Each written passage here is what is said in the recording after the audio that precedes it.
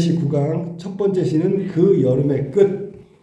백일홍이라는 게 나왔는데 여기는 붉은 꽃이 100일 동안 핀다 그래서 백일홍의 이름이 붙었는데 꼭 100일은 아닐 수도 있어. 여기 백일홍이 겪은 게 뭐야? 폭풍이야. 폭풍은 시련이고 고난이고 고통이란 말이야. 그런데 그거를 견뎌낸 백일홍, 결국은 여름의 끝에 붉은 꽃을 피우고 있는 거지. 이게 강인한 생명력이야. 그리고 이 시를 읽으면서 아까도 얘기했지만 극복, 의지 이런 두 단어가 나오면 잘 읽었다고 볼 수가 있어. 절망 속에 부르는 희망, 절망을 극복하는 모습, 절망을 극복해가는 강한 의지, 이 시의 핵심적인 메시지라고 생각하면 돼. 그렇다면 백일홍을 우리가 상징적으로 해석하면 살아있어, 생명력이라고 해석할 수도 있다. 자, 그럼 본문 보자. 비교적 짧으시니까. 그 여름 나무 백일홍은 무사하였습니다. 여기서는 화자가 말하고 있는 대상이 백일홍이었지. 한 차례 폭풍에도, 자, 시련과 고통을 상징하는 시어는 폭풍.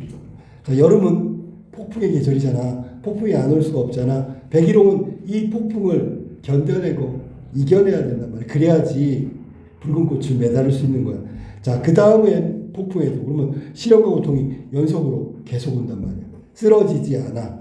이게 바로 쓰러지지 않아가 백일홍에서 느껴지는 강인한 생명력을 의미한다. 폭풍이 이렇게 오는데, 한 번도 아니고 계속해서 오는데 꺾이지 않는 강인한 생명력. 그래가지고 쏟아지는 우박처럼, 마치 쏟아지는 우박 같은 것이 백일홍 붉은 꽃이죠. 붉은 꽃을 매달았습니다. 이게 붉은 꽃이 바로 살아남았네 생명력이고요. 폭풍이 와도 견뎌내는 건 강인한 생명력을 의미한다. 자, 그 여름 나는 폭풍의 한가운데 있었습니다. 여기서 나는 화자고요. 화자는 백일홍이 견뎌냈던 폭풍하고 유사한 상황에 처해 있었단 말이야. 백일홍은 진짜 자연현상 폭풍이겠지만 그 여름에 나는 폭풍의 한가운데 서 있었어. 이 말은 고난과 시련 속에 지금 암담한 상황에 처해 있었다는 얘기지.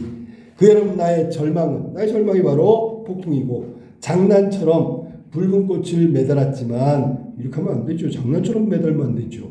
여러 차례 폭풍에도 쓰러지지 않았습니다. 자, 장난처럼 느껴지지만 실제로는 그 안에는 살아남고자 하는, 여기서 나에게 닥친 시련을 이겨내고자 하는 극복 의지를 가지고 결국은 견뎌냈다는 얘기죠. 여러 차례 폭풍에도 쓰러지지 않았습니다. 일단 눈에 띄는 건 비읍니다네. 비읍니다는 뭐야? 어조가 뭐뭐했습니다. 반복되고 있네요. 비읍니다. 습니다. 반복. 보통 이걸 경어체라고 하지, 그지? 자, 첫 번째 두 줄은 백일홍 얘기였어. 백일홍, 강인한 생명력. 두 번째 이연이라고 할 수 있는 두 줄은 화자가 백일홍처럼 견뎌낸 얘기를 하고 있네, 그지? 자, 그러면 이런 거 백일홍을 떠올리면서 화자의 경험도 떠올리면서 결론이 나올 거야. 봐. 넘어지면 매달리고, 사면이다. 타올라 불을 뿜는 나무, 그 백일홍 억센꽃들이 두어 평 좁은 마당을 피로 덮을 때 장난처럼 나의 절망은 끝났습니다. 자, 그러면 넘어지고 매달리고 다시 타오르고 불을 뿜는 이 나무, 이게 바로 극복이죠. 극복. 견뎌내는 거야. 이 말은 아까 얘기했던 대로 생명력의 의미를 포함하고 있다.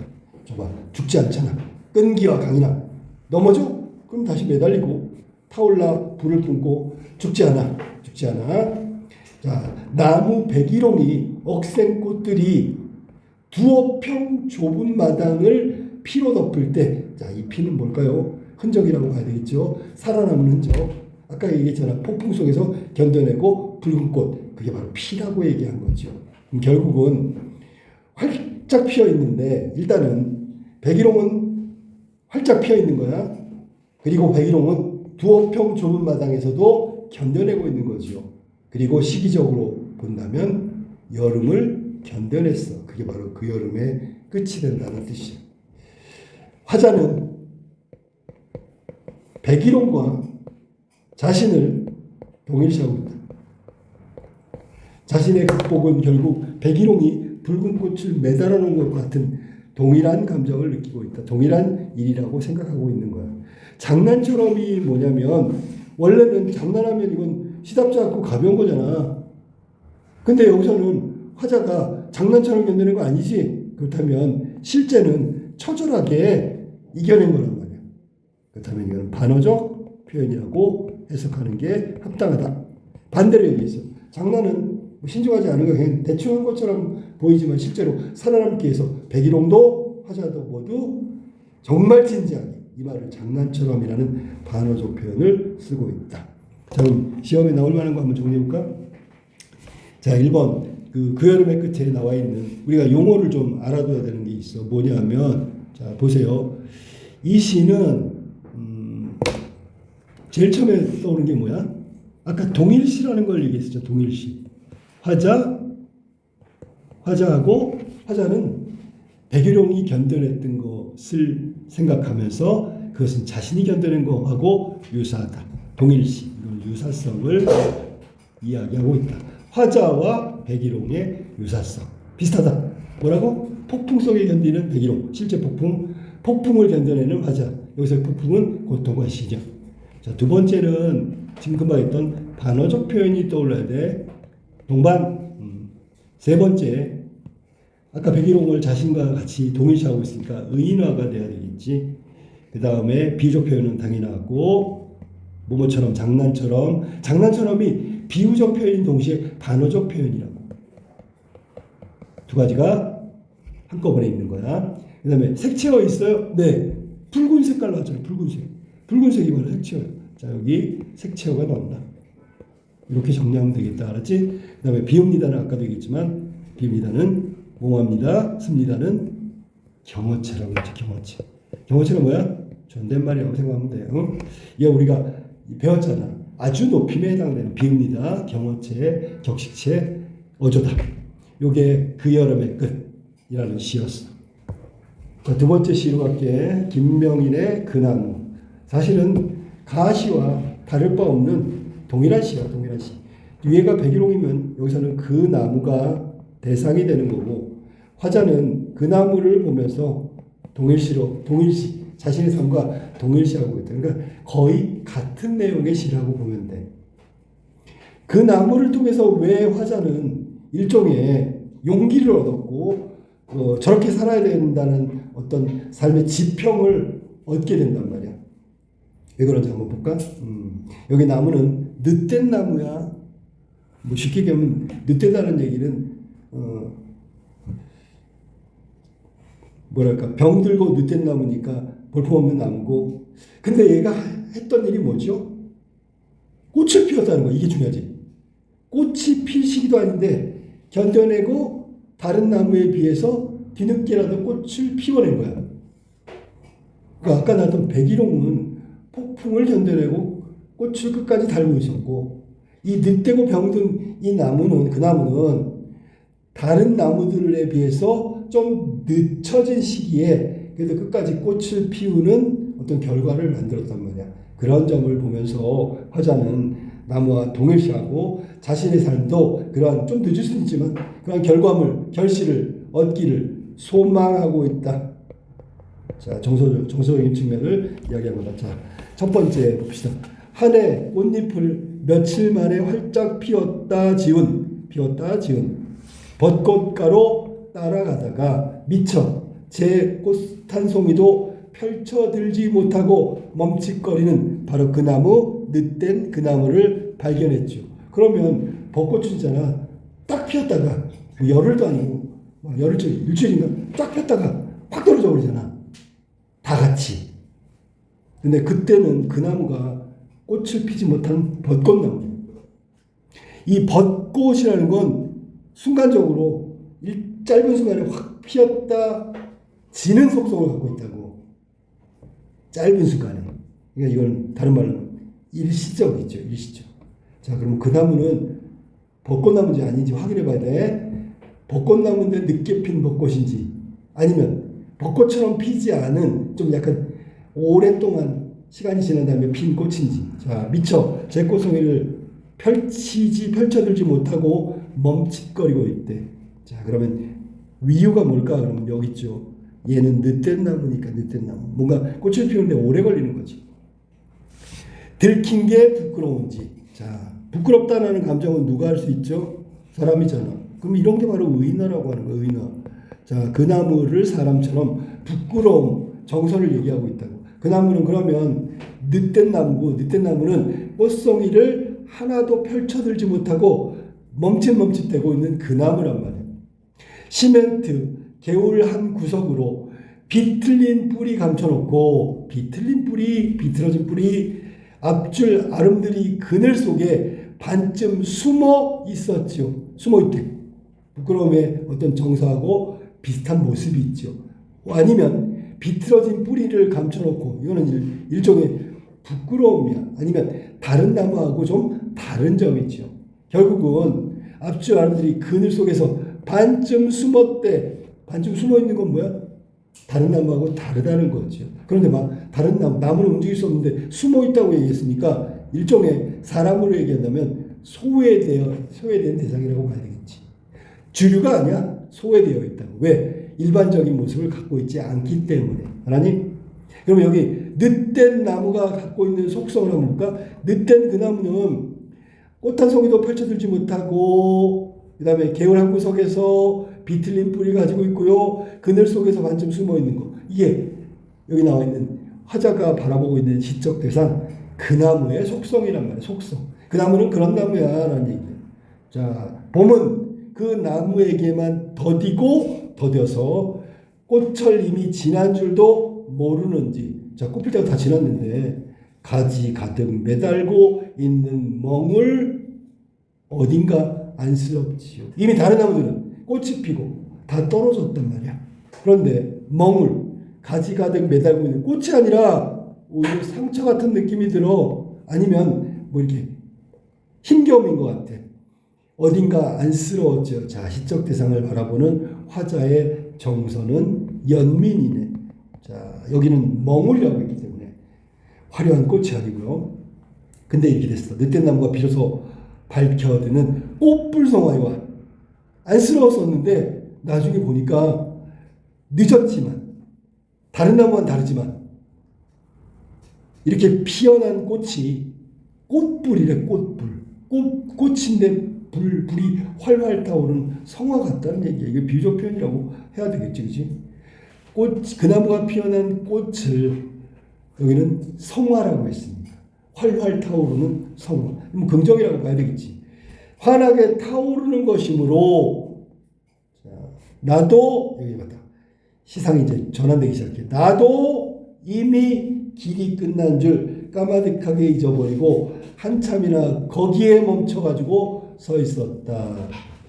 자, 그러면 화자로 시상이 전환된 건 맞는데 특별한 건 아니야. 뭐냐면 꽃불성화에 대해서 그 속성이 환하게 타오르는 걸 보고 있는 화자는 멈춰서 가지고 계속 바라보고 있는 거죠. 이런 거는 꽃불성화라고 얘기하기 때문에 예찬과 관심.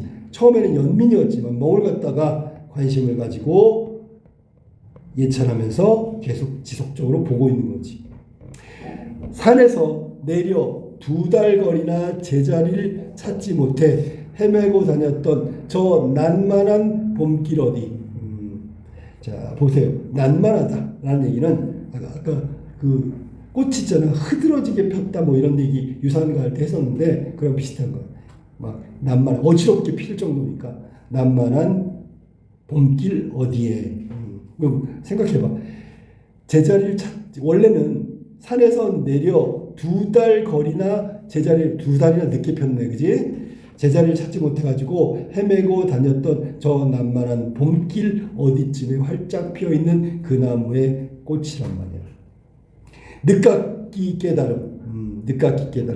요거는 이제는 시상이 완전히 화자 나로 전환됐어. 뒤늦게 깨달았어. 나중에 깨달았어. 함께 얻으려고 한나절 나도 병든 그 나무 곁에서 서성거렸다. 자, 그럼 이 말은 뭐냐면 그 나무가 늦게 꽃을 피웠지. 그런 속성, 그걸 보면서 자신의 삶도 다시 한번 되돌아보는 거야. 즉 일종의 성찰이라고 해도 되겠죠. 반성하는 거야. 병든 그 나무 곁에서 서성댔다. 왜 서성거렸을까? 동질감 때문에 그렇죠. 나도 저런데, 나도 저랬는데, 비슷한 상황이었는데 쟤는 저렇게 늦게라도 꽃을 피웠네. 나도 어려운 힘든 젊은 시절이 있었는데 이전 시절 나는 지금 이렇게 하면서 동질감을 느끼고 있다. 성공했다면 동질감, 성공하지 못했다면 성찰이 되겠지, 그지? 이봄 가기 전 저 나무도 푸릇한 잎새 매달까요? 라고 나왔지. 여기서 나무에 푸릇한 잎새가 매달까요? 물음이었잖아, 그지? 이거는 소망이라고 봐야 되겠죠. 매달기를 바라는 소망이다. 화자는 푸릇한 잎새도 매달았으면 좋겠네 라고 이야기하고 있는 거죠. 꽃을 보면서 푸른 잎도 나중에 매달았으면 좋겠다라는 기대, 소망 뭐 이런 것들을 드러낸 거야. 바람. 자, 그 다음에 무거운 청록으로 여름도 지치고 말면, 여름이 다 지나가면 불타는 소신공양, 자기 몸을 불태워 부처님께 바치는 거죠. 틈새 가난한 소지라고 했는데, 소지가 불타는 종이를 말하는 거예요. 보통 불전에 바치는 거지, 그지? 그리고 거기다 뭐라고 쓴 다음에 나중에 불을 붙이는 거지. 불타는 소신공양, 자신의 몸을 바치는 틈새, 가난한 소원을 위해서 태우는 종이. 저 나무도 가지마다 지펴 올릴 수 있을까요? 가지가지에 무거운 청록, 그러니까 위에서 말한 푸릇한 잎새 기대하고 있는 거죠. 마지막에 지펴 올리길 바라고 있다. 바람. 자, 꽃을 늦된 나무이니까 늦게 폈으니까 무거운 청록도 좀 늦더라도 그 가난한 소신공양, 이 가난한 소지, 저 나무 가지가지마다 무거운 청록, 푸릇한 잎새가 매달렸음을 기대하고 있다, 소망하고 있다 라고 얘기한 거예요. 당연히 소망과 기대가 이루어질 거라고 믿는 거죠. 왜? 늦된 나무가 2달 거리로 꽃을 피웠잖아. 그러면 푸릇한 잎새도 당연히 좀 늦지만 나올 거다. 무거운 청록이 나올 거다 라는 얘기야. 자, 그래서 이렇게 해서 그 나무에 대한 마지막 기대와 소망을 마무리하고 있다. 자, 그럼 이 시는, 자, 우리가 전체적으로 내용을 보면 뭐냐면, 늦된 나무를 화자가 어떻게 했다고? 발견했죠. 봤단 말이야. 그래, 발견하고 난 다음에 뭘 생각했냐면, 얘는 지금 왜 이렇게 늦었지? 한참이나 늦었네? 그 말은 병든 나무, 그 나무 곁에서 연민의 감정을 가지고 서성댔단 말이야. 관심을 가지고 바라보고 있는 거죠. 멈춰섰어. 잊어버리고 한참이나 머물렀죠. 그 다음에 마지막에 가면 푸른 잎새가 날리고 그 다음에 가지마다 푸른 잎새가 날 거라고 소망하고, 이게 화자가 지나면서 그 나무를 보고 그 나무에 대한 생각과 앞으로의 기대를 얘기하고 있는 거야. 또 하나, 그 나무를 발견했을 때 꽃송이 하나도 펼치지 못했대. 그러면 화자는 그 나무에 대해서 어떤 감정? 연민의 감정을 느꼈겠지. 야, 얘는 다른 나무가 꽃을 피웠는데 꽃 한 송이도 못 펼쳤네 라고 연민의 감정, 다른 말로 하면 안타까움을 느꼈을 거야. 그러다가 그 병든 나무, 여기서 늦된 나무겠죠. 늦된 나무 옆에서 서성거린 이유가 자신과 관련된 것으로 전환되기 바로 직전의 모습이란 말이야. 그 나무에 서성된 건 멈춰서서 자신을 바라보는 성찰의 계기가 됐단 말이죠. 그러면서 제가 늦되게 꽃을 피운 것처럼 푸릇한 잎새도 나중에 분명히 피우길 바라고 소망하고 기대하고 있다라는 얘기야. 자, 그러면 시험에 나올 만한 거 정리 한번 해볼까? 첫 번째 똑같아. 가의 그 여름의 끝하고 나의 그 나무는 화자가 대상에 대해서 동일시하고 있다. 이 말을 다른 말로 하면 유사성이라고 얘기했어 아까. 이게 공통점이면서 나의 특징이야. 자, 두 번째는 의인화가 돼 있죠. 의인화. 부끄러워하는 거. 그 다음에 비틀어지고 하는 속성을 얘기하고 있어. 당연히 시적 대상인 그 나무의 속성이죠. 세 번째, 색채어가 동원되고 있다. 색채어. 여기는 대비가 아니라, 조심해. 위에 거랑 달라. 대비가 아니라, 미안해. 위에 게 아니구나. 유산가에 나온 거랑 달라. 거기는 청색하고 붉은색하고 색채의 대비 이렇게 얘기했는데, 여기는 그냥 색채가 나온 거야. 그러면서 그 나무가 피워낸 꽃, 잎색, 이거를 강조한 거야. 대비가 아니고. 왜냐하면 선명해지잖아. 푸릇한 잎색, 그러면 푸른색이 떠오르니까 우리가 시를 읽으면서 선명한 이미지를 갖게 해준다고. 뭐가? 색채어가 그런 특징을 갖고 있다. 자, 문제 1번부터 한번 봅시다. 가와 나의 공통점으로 가장 적절한 걸 찾아봅시다. 반어적 표현, 이 반어적 표현은 장난처럼이라는 게 아까 나왔는데, 그게 반어적 표현이라고 해서 이거는 가에서만 나와 있는 거죠. 공통점 아니고요. 그 다음에 나, 청자를 호명한다. 청자를 호명한다. 청자, 둘 다 없지요. 청자를 호명하지 않고요. 반어적인 표현을 활용하여 정수화, 이거는 가만 해당되는 거야. 직유법을 활용하여 대상을 구체적으로 묘사한다. 자, 쏟아지는 우박처럼 가에 나오는데 직유법, 나무에 매달린 거, 이런 것들을 얘기하는 거야. 그러면 그때는 직유법을 활용해서 백일홍을 이야기한 건 맞죠. 하지만 나에서는 아니다. 구체적으로 묘사하는 부분은 없어. 비유를 통한 묘사, 이거는 가만 해당되는 거다. 자, 그 다음에 색채어를 활용하여 나왔네. 대상의 이미지, 이거는 나왔지. 뭐가 나와? 대비도 되고요. 붉은색? 미안해. 대비는 아니야. 그래서 잠깐. 4번. 자, 백일홍, 붉은색. 붉은색 백일홍. 그 다음에 나에서는 푸릇한 잎색. 이게 색채어야.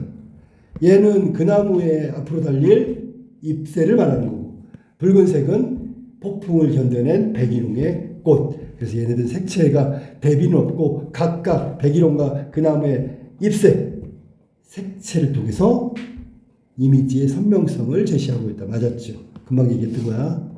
4번이 정답. 의인화의 방식을 활용하여 대상, 이런 게 없다고. 의인화가 나왔는데, 의인화는 나온 건 맞지만 이게 무슨 내적 갈등 이런 걸 얘기한 것은 아니다. 알겠죠? 내적 갈등을 얘기한 건 아니다. 내적 갈등 둘 다 아니다 라고 생각하면 돼. 의인화 둘 다 사용했다. 이건 맞는 거야. 다시 한번 의인화를 활용했다. 이것도 맞고, 그렇지만 얘는 아니다. 내적 갈등. 정답은 4번이 정답. 다음, 기억부터 미음에 대한 이해로 적절하지 않은 거. 적절하지 않은 걸 찾는 거야. 기억은 한 차례 폭풍에도 그 다음 폭풍에도 쓰러지잖아. 견뎌내는 거. 강인한 생명력. 맞았고. 2번 니은, 그 여름 나는 화자가 폭풍의 한가운데 있었다. 백일홍과 유사한 상황에 놓여 있음을 하고 있다. 아까 얘기했던 용어로는 동일시라고 해야 돼. 유사성. 디귿, 미처 제 꽃 한 송이도 펼쳐들지 못하고 멈칫거린다. 늑된 나무의 그 현재 상황이고, 그것을 화자는 알고 있다는 얘기죠. 인식하니까 연민의 감정도 나오고 멈칫거리는 거죠. 리을, 화자가 병든 나무에 대해 친밀감을 느끼고 있다. 그래서 그 곁에서 서성거리고 있다. 이것도 맞았네. 이거 다 맞았네. 정답은 5번이야. 미음, 저 나무도 푸른 잎새 매달까요? 이거는 매달기를 바라는 기대와 희망을 말하고 있었으니까 안타까움은 거리가 멀다. 자, 3번으로 갈게요. A와 B를 비교한 내용으로 가장 적절한 거. A는 백일홍이고 B는 꽃불성화.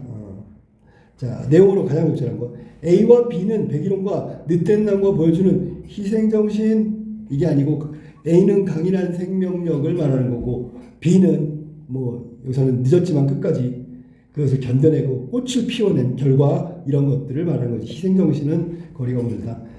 2번 A와 B는 백일홍과 늑된 나무가 내재하고 있는 상실의 고통 아니죠. 강인한 생명력으로 극복하고 있는 의지가 나와야지. 3번 백일홍이 전달하는 즐거움, B는 늑된 나무가 조성하는 긴장감이 아니야. 꽃불성화는 예찬이라고. 늦었지만 아름다운 꽃을 피워낸 거야. 시각적인 아름다움도 있지만 견뎌내고 꽃을 피웠다는 그런 어떤 극복의 아름다움도 얘기하고 있는 거다. 4번 A는 시련을 견디는 백일홍에 맺은 결실, 그 여름 끝에도 달려있는 거고요. B는 늦은 나무가 맺은 결실, 화자의 기대감도 함께 드러내고 있다. 정답은 4번이죠. 그 다음에 5번, 백일홍 화자에게 주는 위로를 주는 존재임. B는 늦은 나무 화자의 결핍감이 아니죠. 둘 다 그걸 보면서 뭐 예를 들면 견뎌낸 거에 대한 어떤 만족감이라고 할까, 뿌듯함이라고 할까, 아니면 그 늦은 나무처럼 견뎌낸 거에 대해서 극복 의지에 대해서 예찬한 것이라고 볼 수가 있겠죠. 결핍은 아니고. 자, 4번으로 갈게. 4번. 보기를 참고하여 간단하게 검사한 거다. 적절하지 않은 걸 찾아봅시다. 보기 봐봐. 문학작품은 화자는 타자를 발견하고 타자의 관계를 맺으면서 자신의 삶을 성찰한다. 여기 타자가 맡는 게 백일홍과 그 나무겠지. 가야 나는 자연물로 대표되는 타자였고요. 동일시 화자의 정서와 삶의 태도를 드러내고 있다. 가는 폭풍을 이겨낸 백일홍의 모습을 보면서 자신의 체험을 회상하는 한편 삶에 대한 깨달음 인식, 나는 비틀리고 소외된 나무, 그 나무를 통해서 자신의 모습을 발견하고 그 다음에 방황하느라 남들에 비해 시기가 늦어진 자신의 삶을 성찰하게 된다. 돌아보게 된다. 적절하지 않은 것. 가, 백일홍, 억센꽃들이 좁은 마당에 별로 좋지 않은 환경이지만 나의 절망이 끝났다고 한 것. 타자, 백일홍에 주목하여 자신의 삶을 이해하는 화자의 의도가 반영되었다. 자, 타자에 주목하여 자신의 삶을 이해하려는 화자의 의도. 위에서 보기에서 한번 찾아볼까? 뭐랬어? 자, 여기 나왔죠. 자신의 모습, 백일홍을 보면서 자신의 회상하고 삶의 인식 깨달음. 자, 여기 지금 틀린 걸 찾는 거지. 맞았어. 2번, 나에서 꽃철이 이미 지난 전. 자, 늦된 나무, 가득 달리고 있는 멍울. 이게 이제 고통이나 상처 같은 거지. 방황하던 자신을 떠올리고요. 타자의 관계를 맺는 것이라고 볼 수 있지. 그치? 여기서 그 나무를 보면서 자신을 떠올렸다라는 게 벌써 동일시했다는 게 관계를 맺었다고 볼 수 있다. 자, 여기는 위에 자신의 삶을 돌아보게 된 계기고요. 3번. 나에서 이 봄을 지나 늦된 나무가 여름도 지칠 때야 가난한 소지를 짚혀 올릴 수 있다라고 인식한 것. 화자가 타자와 같이 소외된 처지에 자신에게 연민의 감정을 느끼는 건 아니죠. 왜냐하면 그 나무는 결국 해냈거든. 해냈다는 게 뭐야? 극복했다는 거잖아. 그지? 그러면 가난한 소지, 작은 희생 뭐 이런 걸 얘기한다면 결국은 자, 선생님이 그 가난한 소지에 대해서 다시 추가로 설명하면 뭐냐면 푸릇한 잎새. 이게 기대하고 소망하는 거야. 그 나무에. 근데 얘가 있잖아. 불 붙었어요. 그게 뭐냐면 단풍이 드는 거죠. 이해됐어? 이거를 가난한 소지라고 했다. 자기를 희생시켜서 뭐 소식공양하는 것처럼 푸릇한 자신의 잎사귀를 소지처럼 붉은 단풍으로 바꾸게 하는 것을 의미한다라는 얘기야. 자, 그러면 타자같이 소외된 자신의 처지 연민의 감정이 아니죠. 오히려 자기를 희생시키고 한다는 소지의 의미, 이거는 연민이 아니라 오히려 예찬의 감정이 더 강하다고 볼 수 있다. 왜냐하면 자기를 희생시켜서 뭔가 이루는 것이니까. 4번. 가의 폭풍에 쓰러지지 않고 무사한 백일홍 견뎌냈네. 나의 벚꽃가에 발견한 늦된 그 나무 꽃을 피워낸 거. 결국 타자와의 심리적 동일시 양쪽 다 유사성, 자신의 삶을 성찰하는 계기라고 볼 수 있죠. 그다음에 5번. 여러 차례 폭풍에 쓰러지지 않는 절망이 불하지 않고 이겨낸다는 의지. 남만한 봄길에 어디 헤매고 다녔지만 결국 남들에 비해 시기가 늦었다. 그렇지만 그 삶은 결코 포기하지 않는 삶이었고 모습이었고 타자도 그 타자의 모습을 통해서 자신의 삶을 돌아보고 새롭게 인식한다. 맞았죠. 정답은 3번이 틀린 거야. 여기 연민의 감정 그거 느끼면 안 돼. 자, 결국 모든 결실은 늦게라도 꽃을 피고 푸릇한 잎새 그리고 가난한 소지까지 이루어지면 완성되는 거잖아. 자, 그 다음에 이게 끝이구나. 여기까지 지금 우리가 9강 그 여름의 끝 백일홍하고 지금 그 나무까지 했어. 여기까지.